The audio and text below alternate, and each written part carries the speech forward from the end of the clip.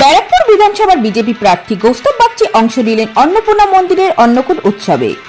সেখানে ভক্তদের সঙ্গে সময় কাটানোর পাশাপাশি তিনি তুলে ধরলেন জনসংযোগের বার্তা। ব্যারাকপুরের ঐতিহ্যবাহী অন্নপূর্ণা মন্দিরে আয়োজিত অন্নকূট উৎসবকে কেন্দ্র করে ভক্তদের ভিড় ছিল চোখে পড়ার মতো। মন্দিরে পৌঁছে তিনি প্রথমে দেবী অন্নপূর্ণার পুজো অর্চনায় অংশ নেন। এরপর ভক্তদের সঙ্গে কথা বলেন এবং সকলের মঙ্গল কামনা করেন। এদিন কৌস্তব বাগচি জানান, এই ধরনের ধর্মীয় অনুষ্ঠান আমাদের সংস্কৃতি ও ঐতিহ্যের অংশ।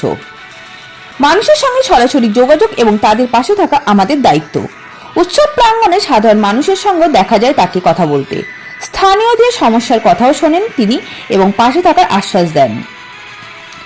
অন্নকূট উৎসব উপলক্ষে মন্দির প্রাঙ্গণ ছিল ভোগ বিতরণ ও প্রসাদের আয়োজন। সেখানে সাধারণ মানুষ ও ভক্তদের উপস্থিতি ছিল উল্লেখযোগ্য। রাজনৈতিক ব্যস্ততার মধ্যেও এই ধরনের ধর্মীয় অনুষ্ঠানে অংশগ্রহণ করে জনসংযোগকে আরও মজবুত করার বার্তা দিলেন বিজেপি প্রার্থী কৌস্তব বাগচি। ব্যারাকপুর থেকে সোমা দেবনাথের রিপোর্ট, রাষ্ট্র সংবাদ।